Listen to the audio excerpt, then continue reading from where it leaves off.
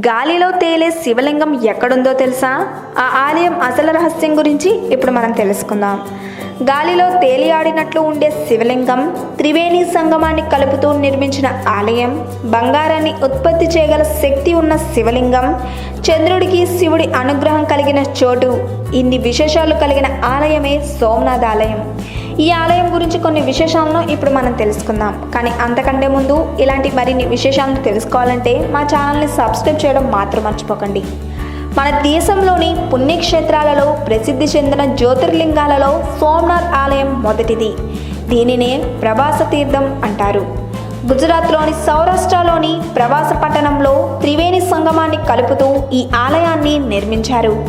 కపిల, హిరాని, సరస్వతి నదుల కలయికతో త్రివేణి సంగమం పిలవడం జరుగుతుంది.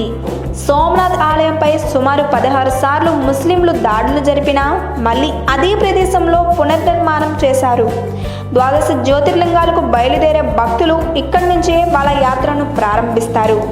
ఈ ఆలయ స్థల పురాణం ప్రకారం తన మామ దక్షుడు శాపం వలన తేజస్సు కోల్పోయిన చంద్రుడు శాప విమోచనం కొరకు సరస్వతి నది వద్ద ప్రభాస తీరంలో పరమ శివలింగం ప్రతిష్ఠించి తపస్సు చేయడంతో శివుడు ప్రత్యక్షమై చంద్రుడు శాప విమోచనం చేస్తాడు. సరస్వతి నదిలో స్నానమాచరించి శాపం నుంచి విముక్తి పొందాడు చంద్రుడు. ఆ పుణ్యక్షేత్రమే సోమనాథ్ ఆలయం. దక్షుడి 27 మంది కూతురులను పెళ్లి చేసుకున్న చంద్రుడు ఒక రోహిణితో మాత్రమే సన్నిహితంగా ఉంటూ మిగతా వాళ్ళను నిర్లక్ష్యం చేయగా మిగిలిన వాళ్ళు బాధతో తండ్రి వద్దకు వెళ్ళి మొరపెట్టుకుంటారు. అప్పుడు దక్షుడు కోపంతో శపించాడు. ఆ శాపం నుంచి పరమశివుడు శాప విమోచనం చేసి అందరినీ సమానంగా చూసుకోమని చెప్తాడు. అప్పటి నుంచే చంద్రుడు శివుని తలపై ఉండడం జరుగుతుంది.